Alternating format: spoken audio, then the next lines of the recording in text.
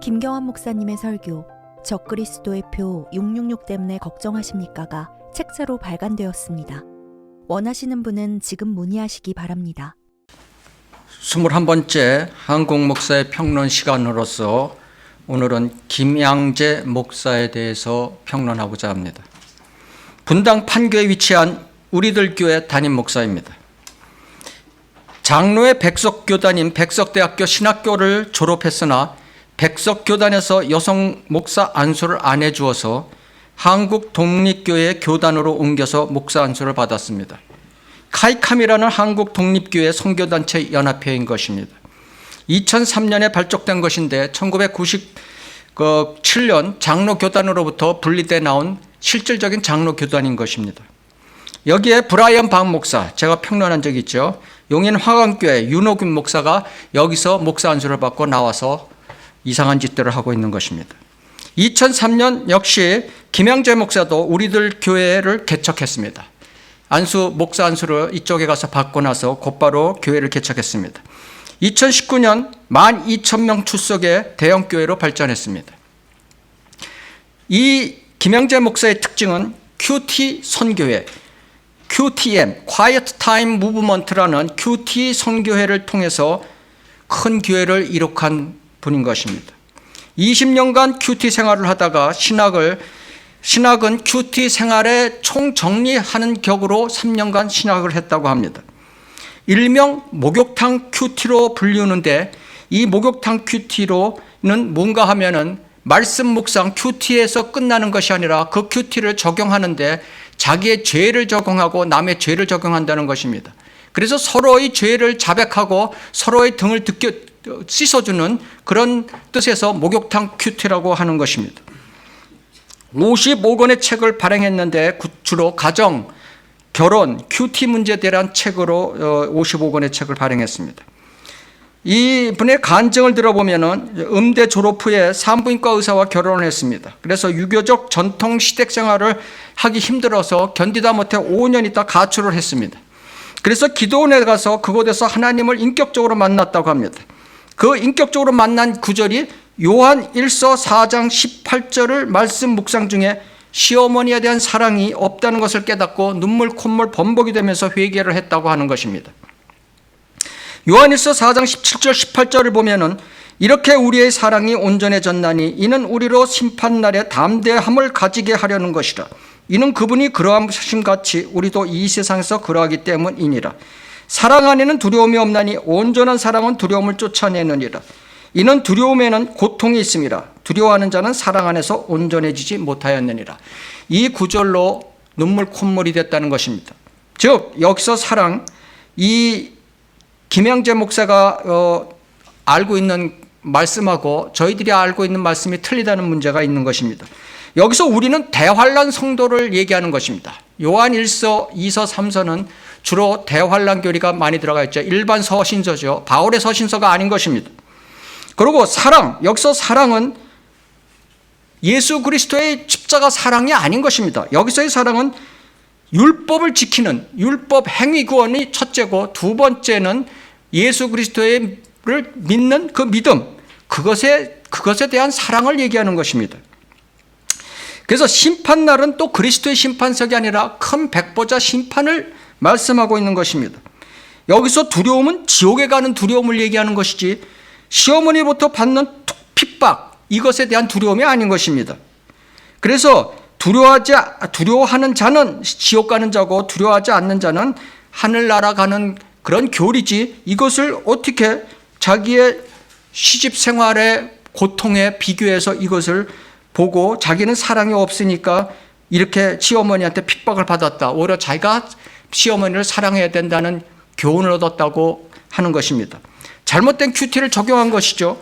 이렇듯 잘못된 말씀 묵상에 따른 QT 무브먼트는 30년 이상 해오다가 교회 개척과 성장에 큰 원동력이 되면서 목사 안수를 받고 목사가 된 것입니다. 이 배후에는 감동과 느낌, 자기 위주, 허상의 영이 작동하고 있음을 우리는 비냐드 CCM 운동과 힐송의 홀송과 이런 외형적으로 크게 성장한 오륜교회, 전번주에 했죠. 오륜교회 케이스를 보아왔습니다. 목욕탕 QT도 마찬가지인 것입니다. 그래서 오늘 제가 여러분에게 말씀드릴 것은 첫 번째 QT, 이거 많이 들어보던 거죠. Quiet Time, QT의 문제점을 제가 말씀드리려 하고, 두 번째 여성 목사에 대해서 문제점을 말씀드리려고 하는 것입니다. 영원한 복음 2018년 4월 1일 계시록 14장 6절에서 13절 9절을 인용한 설교를 우리가 보겠습니다. 계시록 14장 6절을 찾아주시기 바랍니다.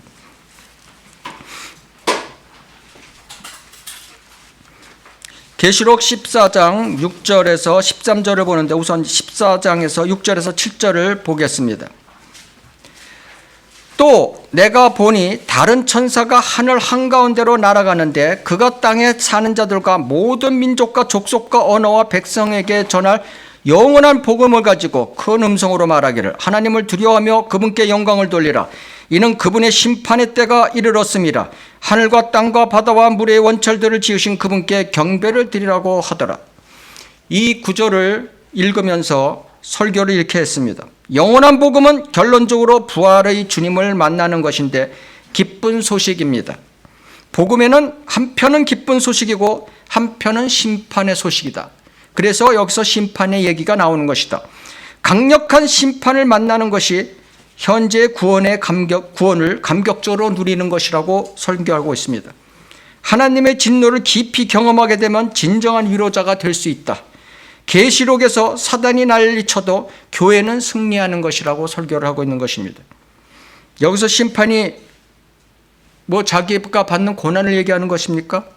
지옥의 심판을 얘기하고 있는 것입니다. 지금 영원한 복음과 은혜의 복음이 같은 줄 알고 계십니까?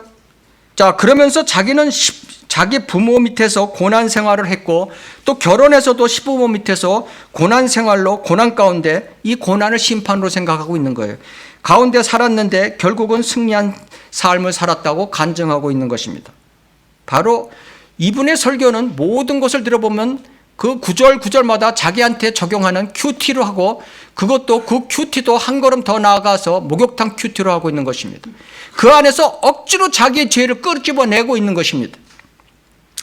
성경적 반론을 하겠습니다. 우선 복음에는 네 종류의 복음이 있다는 사실을 김양재 목사는 알아야 되는 것입니다. 첫째, 왕국복음, 소위 제도교에서 얘기하는 천국복음. 이것은 마태복음에서만 나오는 복음인 것입니다. 마태복음에서만 3회 나오고 있습니다. 왜 그렇겠습니까?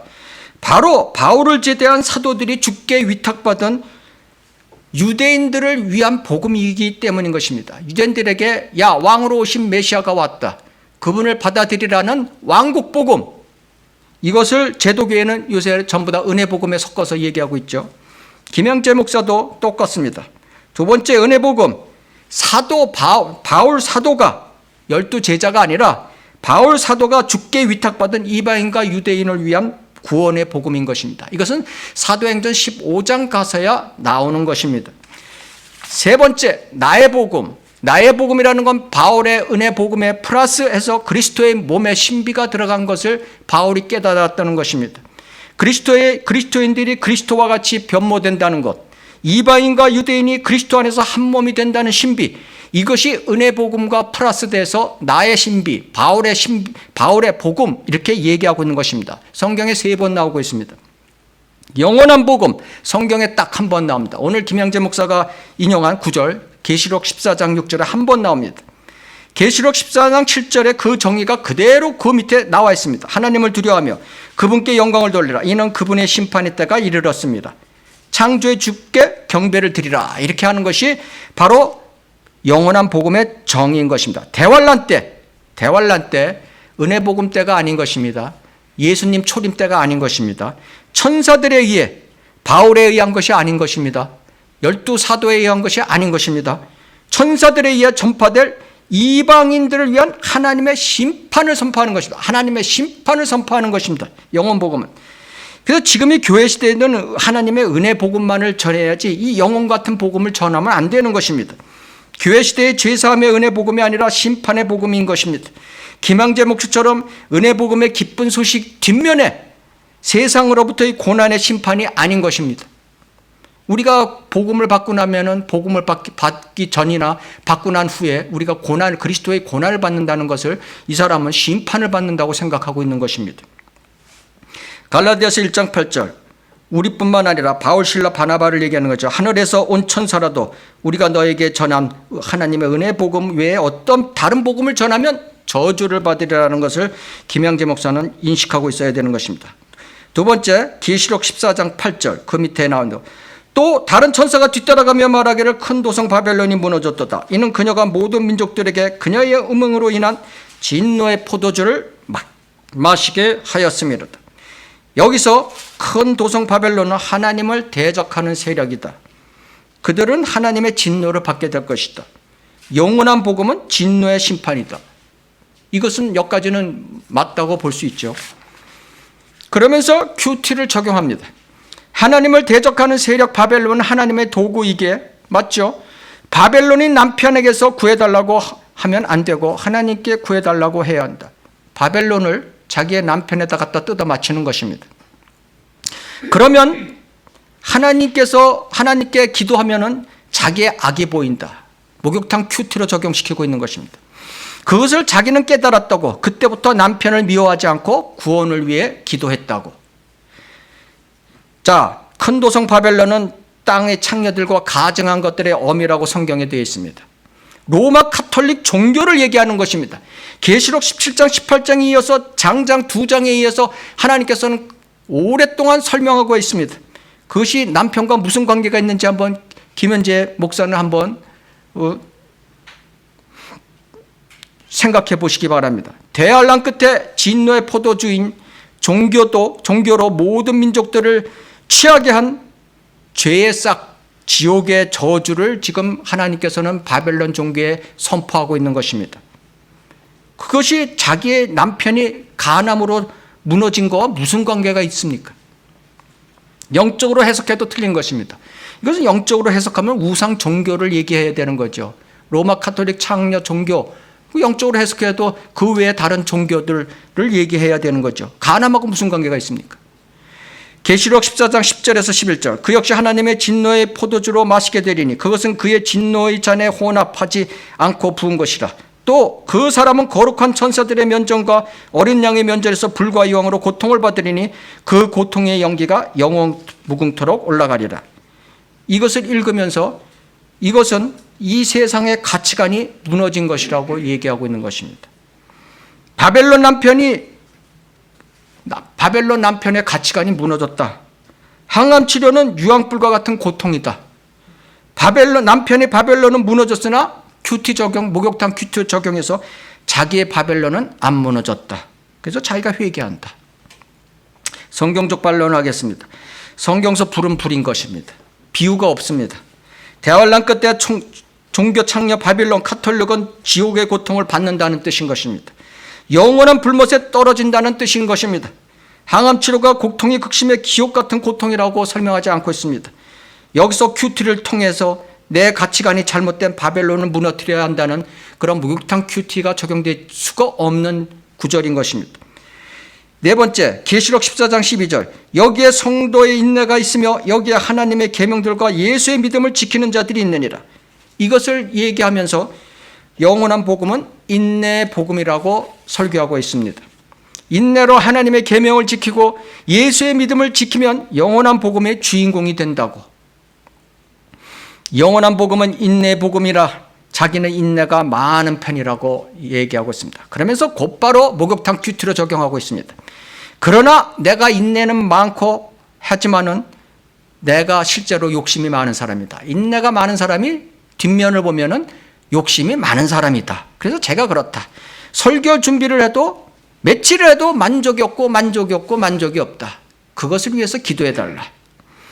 그러면서 에스겔서 1장에서 48장 한 장 한 장이 자기의 삶과 일치된다고 설교하고 있습니다. 한번 관심 있으신 분들은 이 영원한 복음에 대해서 한번 김양재 목사에 대해서 한번 들어보시기 바랍니다. 에스겔서를 몽땅 1장에서 48장까지 자기에게 적용하고 있습니다.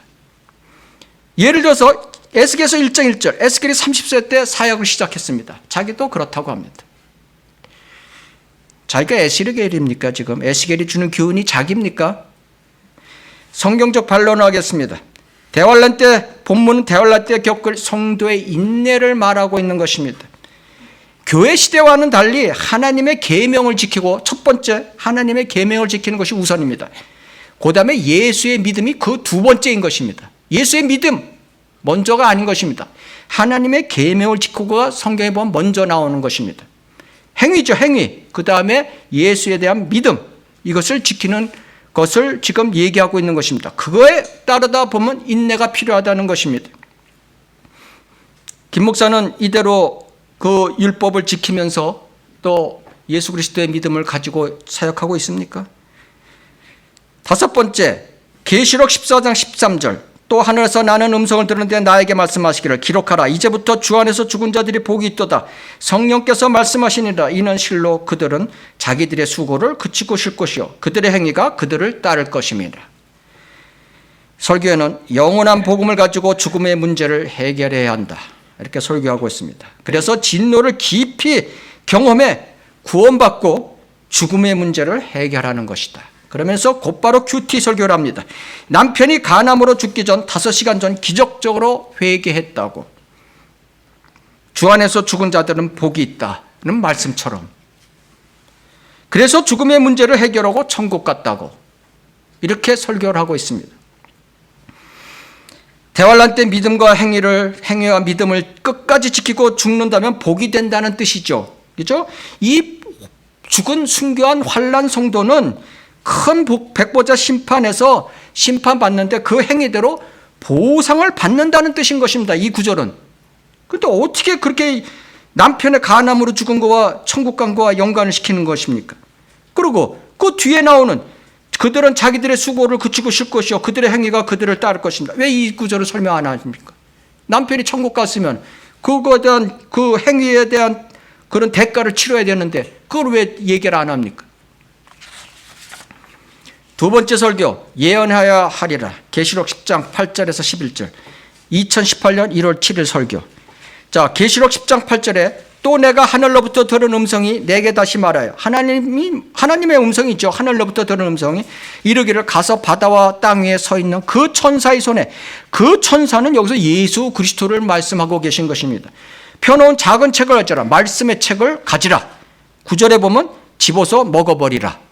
내 배에는 쓰겠지만 내 입에는 꿀처럼 달 것이라. 11절, 내가 많은 백성과 민족들과 언어들과 왕국 앞에서 전 세계인들을 얘기하고 있는 것입니다. 다시 예언해야 하리라. 요한계시록을 써서 그 사람들이 지금 이 시대에 전 세계 사람들이 요한계시록을 본다는 뜻인 것입니다. 이것을 어떻게 해석하나 한번 보십시오. 천사, 젊은 천사라고. 그 계시록 10장 8절 전에 1절에 다른 힘센 천사라고 했으니 젊은 천사라고. 이 젊은 천사가 나이 많은 늙은 사도 요한에게 가지라, 버리라, 예언하라, 이런 것에 순종한 건 쉽지 않다고. 예? 아랫사람이 어린 사람이 하는 윗사람에게 이래라 저래라 하는 건 순종하는 것이 어려운 것이라고. 이렇게 설교를 하면서 여러분은 누가 뭐래도 받아들이는 자세가 되어야 한다고. 김 목사 자신은 리더형이 아닌데 긍정적 순종의 삶을 살아서 예언하게 됐다고. 예언하려면 큐티로 말씀을 천천히 오래 씹어 먹어야 전할 수 있다고. 이 구절은 이렇게 되고 있는 것입니다. 첫 번째, 순종에 대해서 이 천사가 젊은 천사가 아니죠. 주 예수 그리스도의 현현이죠. 계시록 10장 1절 3절 그 관련 구절에 1절 3절만 봐도 나오죠. 그의 손에는 작은 책의 말씀이 있다. 계시록 5장 1절에 연관되는 말씀입니다. 얼굴은 해와 같다. 계시록 1장 17절에 연관되는 말씀입니다. 그의 발은 불기둥 같다. 계시록 1장 15절에 연관됩니다. 그의 머리에는 무지개가 있다. 계시록 4장 3절에 연관됩니다. 구름으로 옷 입었다. 계시록 1장 7절에 어떤 천사가 이런 모습으로 나타나는 게 성경에 어디 있습니까? 사도 요한은 예수 그리스도로부터 말씀을 듣고 요한 계시록 책을 썼다는 뜻인 것입니다. 김 목사처럼 교인들에게 세상 사람들에게 긍정적 순종을 함으로써 말씀을 전했다는 뜻이 아닌 것입니다. 그리고 큐티 목장들에게 순종하라는 뜻이 아닌 것입니다. 큐티는 목장들이 있어요. 그 큐티를 이끄는 팀들이 있어요. 구역별로. 그 구역이 목장이 잘못되면 다 잘못되는 거죠. 예언, 큐티로 말씀을 천천히 씹어 먹어라. 그래야 예언을 전할 수 있다는 말은 좋다. 그것은 맞는 말이죠. 앞서 김 목사의 성경 해석과 그에 따른 큐티 적용을 보면은 제가 지금 이 교환기시록을 쭉 보죠. 그러면 맞는 게 하나도 없습니다. 잘못된 큐티 적용을 하고 있는 것이죠. 자, 큐티에 따른 예언을 또 보겠습니다. 간증에서 자기 딸이 중학교, 고등학교, 대학교 입시에 따른 그날 아침에 큐티를 딸과 같이 한 것을 간증으로 장황하게 설명합니다. 시간 관계상 짧게 한 가지만 얘기하겠습니다. 중학교 입학시험. 중학교 분당에 있으면 예고가 있죠. 예중이 있죠. 예중. 예. 예중에 그 엄마가 예중 선생이었어요. 근데 딸이 그러니까 뭐 붙을 줄 알았죠. 계시록 22장 12절을 전날 바로 시험 보기 전날 읽었다는 것입니다. 딸과 같이 보라 내가 속히 오리니 내가 줄 상이 내게 있어 각 사람에게 그의 행위에 따라 주리라. 예. 이 구절이 무엇입니까? 대환란 때 속히 이 성도들이 견디기 힘입니까? 하나님께서 속히 오신다는 뜻인 것입니다. 대환란 때 율법을 지키는 믿음의 행위 플러스 은혜 복음, 은혜의 믿음, 예수 그리스도의 믿음 이것을 잘 지킨 사람은 상이 있어서 내가 그 행위에 따라 준다는 뜻인 것입니다. 이것을 어떻게 적용하냐면 딸에게 야 이걸 읽고 내가 예원 중에 붙어도 떨어져도 너에게는 상이 된다. 에? 딸이 지금 이 큐티의 특징이 문제가 뭐냐면은 그 사람이 가진 상황에다가 말씀을 억지로 갖다 집어넣는 거예요. 예? 지금 이 상황에서는 딸의 입학시험이 굉장히 중요한 거죠, 이 사람. 그러니까 모든 구절이 나오면 거기에다 집중하는 겁니다. 큐티를 보면 그렇게 안내서에 그렇게 되어 있습니다. 집중하라. 네가 가진 문제에 집중하라. 구절을 관련 구절에 집중하라 이거예요. 욥기 1장 21절을 또 그 전 시험 보는 날 아침에 같이 큐티를 합니다. 내가 내 어머니의 태에서 맨몸으로 나왔으니 내가 맨몸으로 그리로 돌아가리이다. 주신 분도 주시오 빼앗아 가신 분도 주시니 주의 이름을 송축하나이다. 이것은 무엇입니까? 욥이 갑자기 모든 재산과 욥기 1장에 자식들에 대한 대재앙을 맞습니다. 이 상황에서도 욥은 경배를 드린다는 뜻이죠. 그죠? 이 구절은. 그 어려운 상황에서도 욥은 경배를 드린다는 뜻이에요. 자, 이것을 딸에게 얘기하면서 빼앗아 간다는 말에 꽂혔습니다. 그래서 딸이 야 시험에 떨어져도 다 주의 뜻이란다. 그랬더니 아니나 다를까 떨어졌더라. 이것이 설교에 하고 있는 것입니다.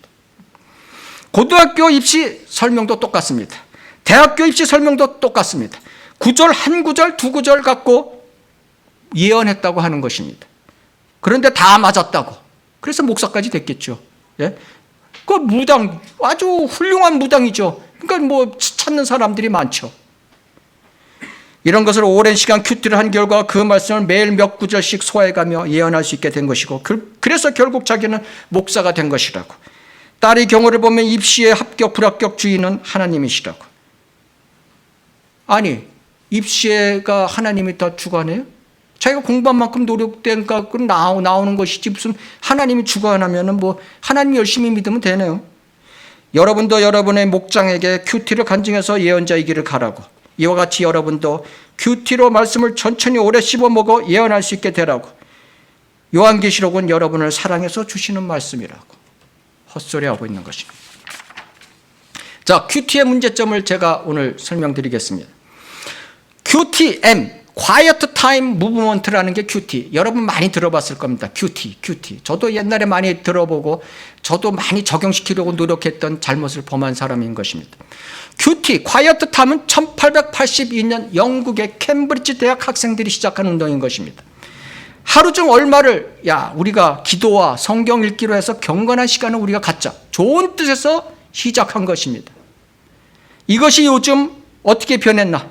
한국에서 자, QTM의 정의 1번 말씀과 기도를 통한 하나님과의 교제 맞죠? 이것은 이것은 절대적으로 맞습니다. 두 번째 말씀 적용을 통한 하나님과의 동행 여기서부터 좀 삐딱한 거가 나오기 시작한 것입니다. 세 번째 하나님과 비밀 친구가 되는 것 완전히 돌아서 버린 거죠. 세 번째 단계로 왔어요. 말씀을 적용하다 보니까 김양재 목사처럼 이게 맞는 게 쭈루룩 맞거든요. 그러니까 어떻게 돼요? 하나님과 나와의 특별한 관계에 비밀적인 소통을 하고 있다는 거예요. 그 비밀 친구가 된다. 이게 이렇게 나오는 것이죠. 여기서 이제 더 발전시킨 사람이 김양재 목사가 목욕탕 큐티. 예. 처음 들어보시죠, 여러분? 저도 처음 들어봅니다. 목욕탕 큐티. 예. 지금 김양재 목사의 설교에서 들었듯이 이 큐티는 자의적 해석으로 자기의 삶과 연관시켜 자기의 감동적 느낌에 치중하게 되는 것입니다. 무작정 자기 것으로 소화시켜 버리는 것입니다. 즉 하나님의 말씀을 느낌으로 다가가 궤변으로 말하게 되는 경우가 많다는 것입니다.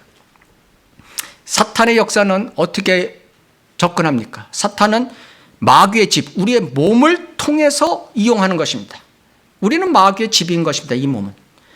첫째, 사탄의 역사는 어떻게 일어나냐 하면은 몸을 통해서 일어나는데 보는 것으로 일어난다. 사탄의 역사가 제일 많이 일어난 것은 안목의 정욕이죠. 창세기 3장 6절에 보면은 이브가 안목의 정욕에 걸려들었죠. 여자가 보니 그 나무가 먹음직하고 보기에도 좋다. 이 시대에는 뭡니까? 이 시대에는 TV, 핸드폰, 영화, 게임, 애들 게임. 자, 두 번째, 사탄의 역사는 듣는 것으로 옵니다. 거짓 설교, CCM, 락뮤직 이런 것들로 사람을 점령하고 있는 것입니다. 세 번째, 읽는 것, 거짓 성경, 세상 책들. 이외에 또 있는 게 있습니다. 중요한 것입니다. 마음으로 오는 것입니다. 사탄의 역사는 마음으로. 상상, 구상, 옛 회상, 잘못된 묵상. 또 한 가지가 있습니다. 마음에 가득한 것을 입으로 말하게 되어 있는 것입니다. 그래서 말로 오게 되는 것입니다. 말, 비방, 소금거림, 거짓말, 농담, 과장된 말, 어리석은 말 이런 것들이 관계가 됩니다. 큐티로 적용해서 잘못 적용하면 여기에 걸리는 것들이 무진장 많습니다. 지금 하나님의 말씀을 깨닫고 자기의 삶에 그 말씀을 적용시키려면 우선 성경의 올바른 교리를 알아야 되는 것입니다. 디모데후서 3장 16절 17절 모든 성경은 하나님의 영감으로 주어진 것으로 교리와 책망과 바로잡음과 의로 훈육하게 유익하니 이는 하나님의 사람이 온전하게 되며 모든 선한 일에 철저히 구비되게 하려 함이니라. 자, 디모데후서 3장 16절에서 보듯이 성경을 주신 첫 번째 목적이 무엇입니까? 첫 번째 목적이 평화입니까? 하나님의 사랑입니까? 큐티, 경건한 시간, 묵상입니까? 구원의 기본적인 개념입니까? 아닌 것입니다. 하나님께서는 교리라고 말씀하고 계신 것입니다. 한국 교회에서 쓰는 개역 개정판 성경에는 닥트린, 교리라는 단어가 한 글자도 없습니다. 전부 교훈과 가르침으로 변개시켜 교리를 모르게 만들어버렸습니다. 최소한 NIV에는 양심이 있어서 6번 남겨놨습니다. 6번. 그러나 킹제임스 성경에는, 영어 킹제임스 성경과 한글 킹제임스 성경에는 55번이 무려 있는 것입니다. 그럼 닥트린, 교리란 뜻이 무엇인가? 사전에 보면 종교적인 원리나 이치라고 설명하고 있습니다. 그러나 성경적 정의는 이렇습니다. 절대적 진리의 가르침으로 변치 않는 단 하나의 뜻, 이것이 교리의 정의인 것입니다. 즉 하나님의 말씀과 교리는 시대, 환경, 국가, 정치, 문화 이런 것에 따라서 절대 변치 않는 절대적 진리를 가르치는 것을 말하는 것입니다. 가르침이나 교훈은 바뀔 수 있습니다. 그렇죠? 예, 교리를 가르침, 교훈으로 바꾸는데 교훈은 시대에 따라서 얼마든지 바뀔 수 있습니다. 그렇죠? 경건의 시간인 말씀 묵상 큐티 자체가 나쁘다고 하는 것은 아닌 것입니다. 특히 큐티 모임을 통해서 올바른 교리를 알지 못하고 서로 성경 몇 구절을 가지고 자기의 삶의 간증을 해나가는 것이 문제인 것입니다. 특히 거기다 목욕탕 큐티는 더 문제가 있는 것입니다. 자, 이 지침서에 어떻게 나와 있냐면 특별하게 와 닿거나 깨달아지고 말씀 의문이 생기는 말씀에 집중하라 이런 지침이 있습니다. 자기 특별하게 와 닿거나 마음에 깨달아지고 말씀 의문이 생기는 말씀에 집중하라. 이게 맞는 말입니까? 그러다 보면 잘못된 자의적, 철학적, 감정적인 삶의 적용으로 가고 마는 것이다. 적용한다. 그러면서 지침서에 뭐냐면 적용이 없는 큐티는 영적으로 무기력하게 만든다는 지침서가 있습니다. 교회 홈페이지에 그렇게 나와 있어요. 예. 큐티의 대부 김 목사의 설교를 들어봐도 그렇습니다. 제가 지금 예를 들어서 두 편의 설교를 했잖아요. 다 틀리잖아요. 그걸 자기 삶에 억지로 갖다 뜯어 맞추는 지금 설교를 하고 있잖아요. 올바른 성경의 묵상, 콰이어트 타임은 이렇게 해야 되는 것입니다. 첫째, 우선 정확한 교리 공부가 선행되어야 된다. 두 번째, 지나친 해석보다는 단순히 읽고 그 뜻을 알려는 노력이 있어야 된다. 세 번째, 공동체에 속한 큐티에 안 나서야 하는 것이 아니라 공동체에 속해서 지역교회에 속해서 성경 공부를 해야 되는 것이다.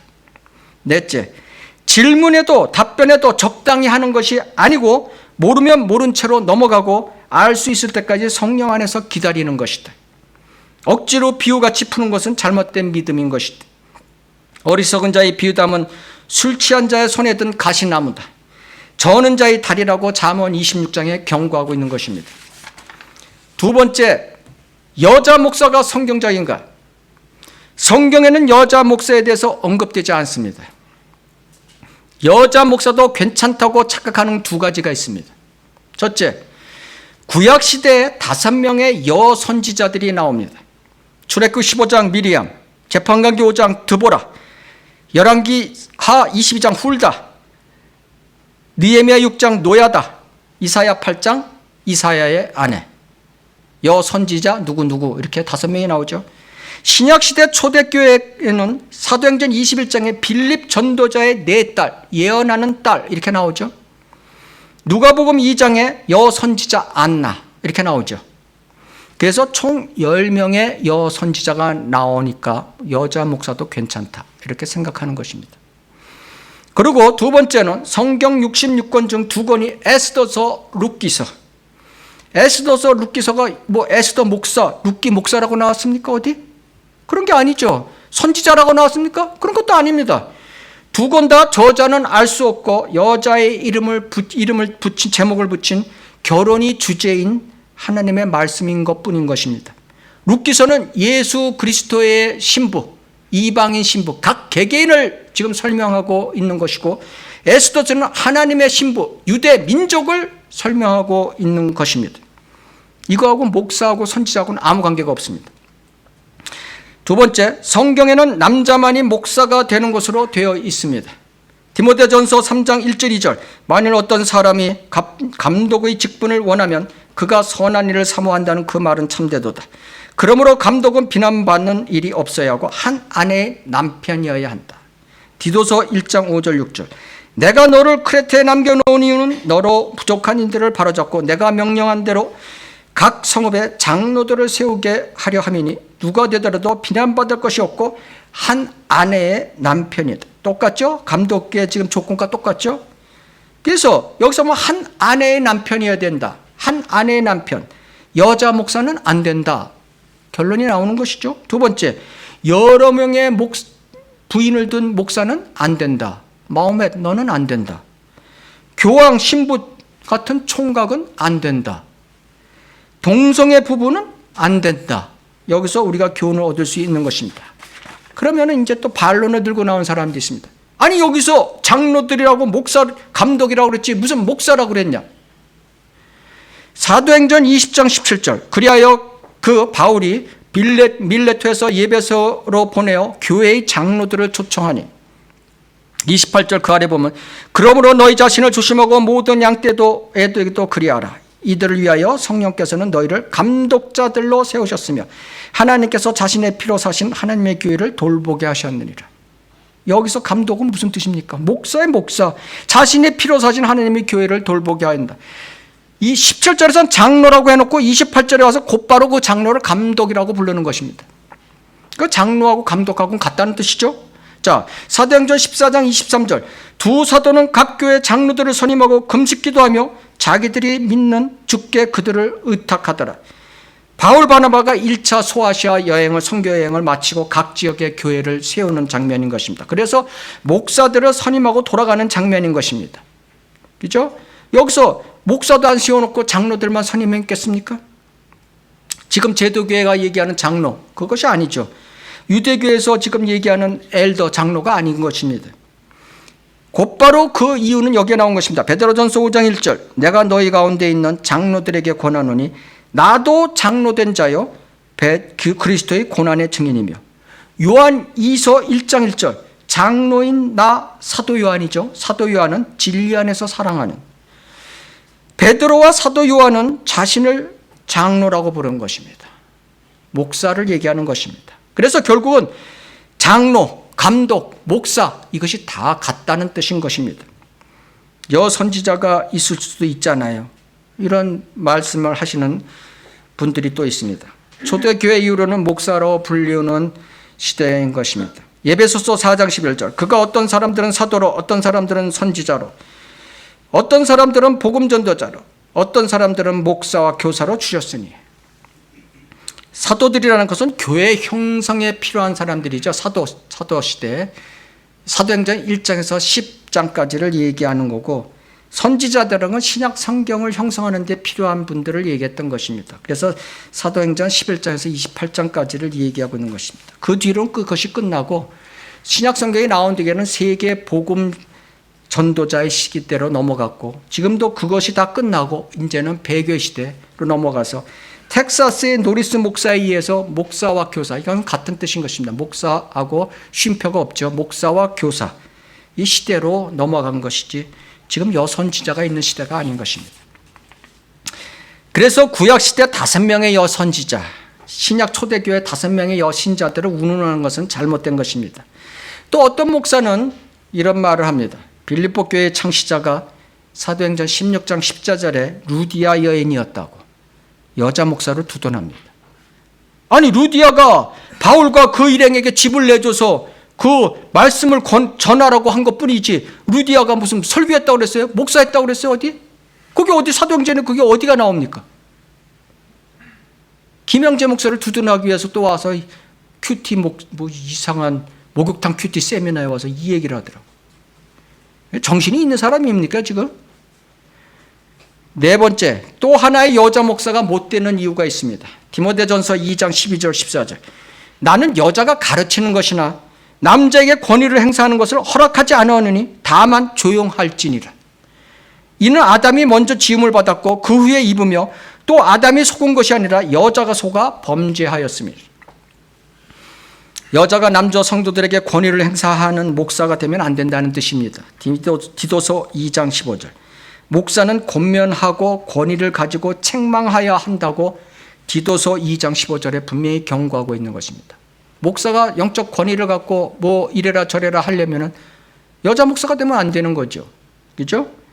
이 본문에서 디모데전서 2장 12절에서 여자가 가르치는 것이나 하면 안 된다고 그랬는데 디도서 2장 3절에서 보면 나이 많은 여자들도 젊은 여자들을 가르쳐서 이런 말씀이 나옵니다. 그 뜻은 무엇이냐 하면은 여자가 목사는 안 돼도 성경 교사는 해도 된다는 뜻인 것입니다. 그래서 디모데전서 2장 12절에 가르치는 것이 안 되고 남자에게 권위를 행사 안 되는 거 이건 문맥을 이 디모데전서 2장 12절 14절 그 전후의 문맥을 보면은 이것은 남편에게 대한 얘기인 것입니다. 여자 성도가 남편에게 이래라 저래라 하고 성경 말씀대로 가르치고 한다는 건 잘못됐다는 것을 얘기하는 것이지 성경 전체에서 보면 여자 티처는 있을 수 있는 것입니다. 목사는 안 되는 것입니다. 자, 마지막 배교의 시대 때는 여자가 나서게 돼 있는 것입니다. 성경에 그렇게 돼 있어요.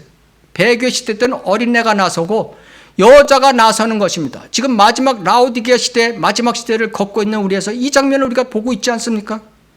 새파랗게 어린애가 지도자가 되고 프랑스의 지도자가 되고 북한의 지도자가 되고 그렇죠?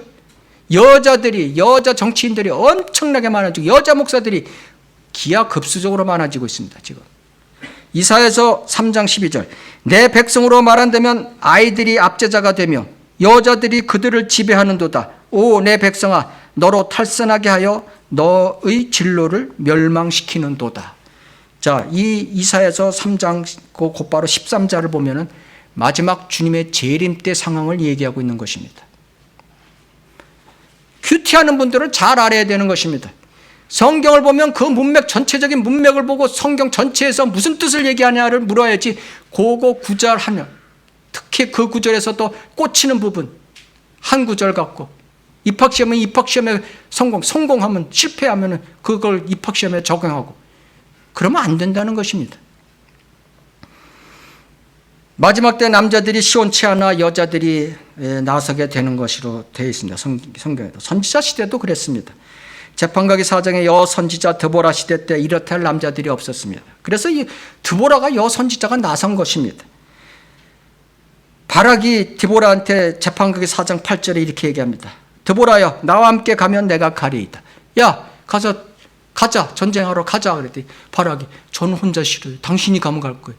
여자한테 전쟁에 같이 가자. 예? 그것이 그 시대의 상황이었던 것입니다. 이렇듯 세상은 그렇게 되어가고 있습니다. 여정치가, 여자 목사, 미국의 여성 목사 비율을 보겠습니다. 1960년대 2.3%, 1994년대 15%, 2016년 20.7%, 2018년 32%. 놀랍죠? 네, 저도 이 통계 보고 놀랐어요. 오직 남침내 교단에서만 허용하지 않고 있습니다. 한국을 보면 전체적으로 10%, 1만 명의 여자 목사 시대. 한국에서 여자 목사가 된 건 대한기독교 감리에서 1931년 14명의 외국인 선교사들에게 목사 안수를 주었습니다. 한국인 최초로는 최덕지 1951년 목사 안수를 받았습니다. 장로교 예장 통합은 많이 줍니다. 4% 정도입니다. 예장 통합 무진장 많잖아요. 거기 4%는 굉장히 많아요. 2019년 기준으로 2122명. 순복음교회 10%. 여기는 퍼센테이지로 얘기하면 제일 높은 데가 순복음교회입니다. 오산리 기도원 최사실이 1978년 최초로 순복음교회에서 여자 목사 안수를 받았죠. 눈에 띄는 여 목사는 김양재 우리들 교회 오늘 설교한 김영민 빛의 자녀들 교회 등등이 있습니다. 요즘은 페미니즘 아시죠? 성별 차별을 얘기하는 거예요. 성별 차별. 예. 자, 남녀 동권주의, 남녀가 다 같다는 주의, 그런 것이 유행하고 있기 때문에 이 더욱더 여자 목사의 비율이 증가하고 있는 것입니다.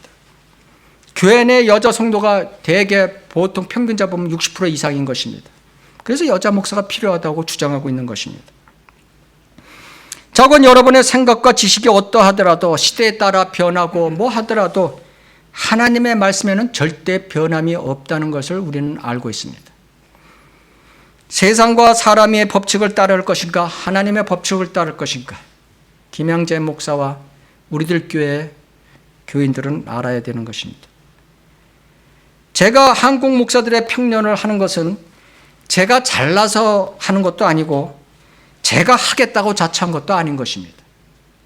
이 한국 교회의 실상이 지금 세계 제1의 목사 수, 세계 제1의 교회 수, 세계 제1의 큰 교회, 이 교회 왕국이 됐잖아요. 지금 잘못된 교회 왕국의 실상이 하나님을 기쁘게 하는 길이 아니고 마귀가 기쁘게 하는 마지막 때로 가고 있기에 저 같은 부족한 자에게까지 하나님께서 파수꾼의 길을 걷게 하신 것에 엄청난 부담을 느끼고 지금 순종하며 가고 있을 뿐인 것입니다.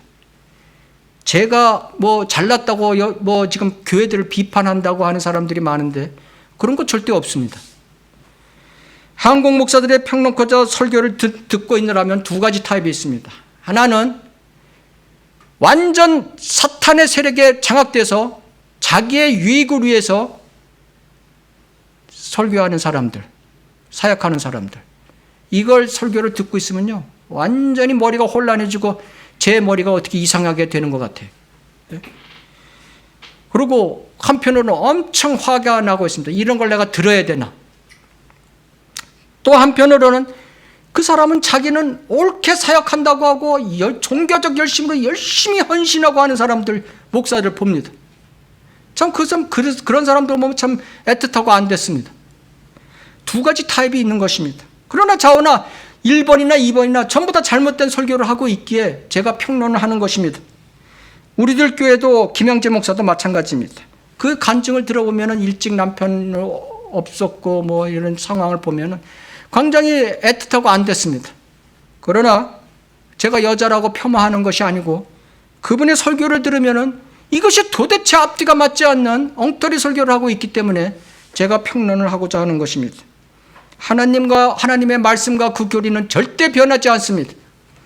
그래서 지금이라도 올바른 길을 걸으시길 바라는 것입니다. 이사야서 40장 8절을 보면 푸른 마르고 꽃은 시드나 우리 하나님의 말씀은 영원히 서리라. 베드로전서 1장 25절 주의 말씀은 영원토록 남아 있습니다. 이것이 너희에게 복음으로 전해진 말씀이니라. 하나님의 말씀은 영원한 것이라고 경고하고 계신 것입니다. 10의 22승의 우주의 별들을 만드시고 이름을 다 지신 분인 것입니다. 여러분 10의 22승을요 지금부터 세어도 죽을 때까지 못 셉니다. 마태복음 10장 30절에 나오는 모든 사람의 머리카락 수를 세시고 계신 분입니다. 80억 인구의 머리카락 수를 세시고 계십니다.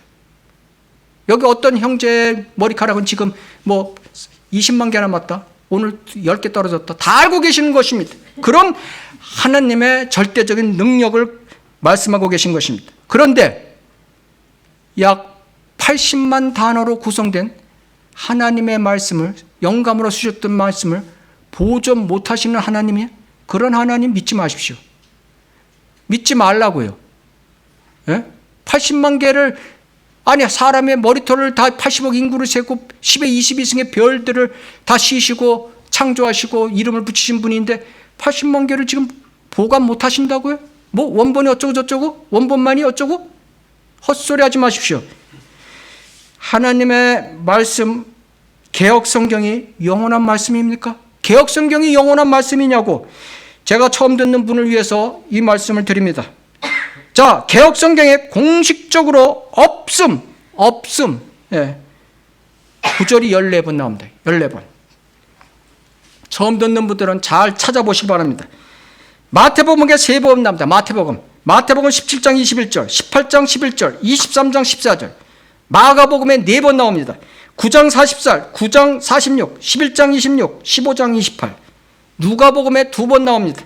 17장 36, 23장 17절. 사도행전에 4번 나옵니다. 8장 37, 15장 34, 24장 7절, 28장 29절. 로마서에 1번 나옵니다. 16장 24절. 인간이 필사체를 하는 도중에 우연이 없어졌다고? 헛소리하고 있는. 하나님은 우연이라는 단어가 없습니다. 우연은 마귀적인 단어입니다. 마귀. 오늘 재수가 없어서 우연히. 이거 그리스도인 쓰면 안 되는 것입니다. 예? 우연이라는 단어는 마귀의 용어입니다. 마귀의 용어. 이외에도 요한일서 대표적인 구절을 하나 들겠습니다. 요한일서 5장 7절. 이는 하늘에서 증거하시는 이가 세 분이시니 아버지와 말씀과 성령이시오. 이 세 분은 하나이십니다. 아버지와 말씀과 성령이시오. 이 세 분은 하나이십니다. 싹 없어졌습니다. 제일 중요한 것이죠. 삼위일체. 그러니까 제독의 목사들이 삼위일체를 모르는 것입니다. 삼위일체. 삼위일체를 싹 삭제시켜버렸어요. 이렇게 성경을 변개한 것이 개혁성경에 3만 군데가 넘습니다. 이건 누가 했냐? 바로 인간을, 신학자를 도구로 쓴 사탄이 뒤에서 조종한 것입니다. 자기도 모르게 그렇게 하는 거예요. 그게 마음속으로 오는 거죠. 이거는 이 시대에 맞지 않는데 이건 빼. 이게 맞지 않는데 이건 잘못된 거야. 그 사탄이 뒤에서 다 조종하는 거죠. 사탄이 싫어하는 것이 뭔지 아십니까? 홀리입니다. 홀리. 사탄이 제일 싫어하는 거 홀리. 그래서 성경을 홀리 바이블이라고 해서 성경을 집중적으로 공격해서 성경을 변개시키게 만든 것입니다. 홀리랜드, 가나안 땅. 집중적으로 이스라엘 땅을 공격하고 있습니다. 역사적으로 보십시오. 홀리, 누구예요? 성도. 그래서 성도들을 쓰러뜨리고 하는 것입니다. 마귀가. 두 번째, 닥트린. 성경 66권 전부를 통해서 사람들에게 성경의 뜻을 알려주는 바뀔 수 없는 절대적 진리 가르침이 교리인 것입니다. 잠언 4장 2절에 내가 너희에게 선한 교리, 굿 닥트린이라고 하죠. 를 주노니 나의 법을 버리지 말라. 디모데전서 6장 1절에는 그분의 교리, 하나님의 교리라고 말씀하고 계신 것입니다. 디모데전서 6장 3절 경건에 따른 교리, 디도서 1장 9절 건전한 교리, 사운드 닥트린이라고 말씀하고 계신 것입니다. 변개된 개혁성경 교리의 교리라는 다 핵심 단어가 55개. 하나도 없이 싸그리 다 삭제시켜 버렸습니다. 누가 한 것입니까? 바로 교리 중에서 가장 중요한 성경을 나누어 보지 못하게 하는 교리, 이것을 사탄은 막은 것입니다. 바로 성경을 변개시킨 그런 사탄, 이것이 배후에 있는 것입니다. 자, 상이한 저울추를 성경에 나오고 있습니다. 신명기 25장 13절, 너는 너희 가방에 상이한 저울추 곧 큰 것과 작은 것을 넣지 말고 너는 내 집에 상이한 되 곧 큰 것과 작은 것을 두지 말라. 추와 되가 다른 거죠. 너는 완전하고 정확한 추를 가지며 완전하고 정확한 되를 가질지니라. 이렇게 말씀하고 계십니다. 잠언서 20장에는 두 번 경고하고 있는데 상이한 저울추와 상이한 되는 둘 다 주님께 가증한 것이다. 이렇게 말씀하신 것입니다. 자, 상이한 저울추는 누구입니까? 변개한 성경을 얘기하는 것입니다. 그것이 큰 것과 작은 것, 조금 됐든 많이 됐든, 상이한 되는 변개된 교리를 얘기하는 것입니다. 그것이 조금 됐든 많이 됐든 너는 완전한 성경, 온전한 성경, 완전하고 정확한 잣대의 저울을 가지라. 올바른 성경을 가져라. 순수한 하나님의 말씀을 가지라고 경고하고 계시고, 완전하고 정확한 되는 미저를 얘기하는 거죠, 영어로. 이것은 정책, 조치, 측정, 이런 뜻이 다 있는 것입니다. 그래서 이것을 정확한 교리에 해당하는 것입니다. 그래서 우리는 상이한 성경과 상이한 교리를 가지면 안 되는 것입니다. 정확한, 완전하고 정확한 성경과 교리를 가져야 되는 것입니다. 이것을 하나님께서는 지금 경고하고 계신 것입니다. 우리들 교회 교인들과 김영재 목사의 거짓 성경과 거짓 교리로 QTN 같은 것을 하지 말고 올바른 성경으로, 올바른 교리로 돌아오기를 기도합니다. 구원받은 자는 올바른 성경과 교리로 성장을 해야 하고, 구원받지 못한 자는 영원복음 같은 다른 복음으로 지옥 가지 말고 우선 하나님의 은혜의 복음으로 구원받기를 바라는 것입니다. 이상입니다.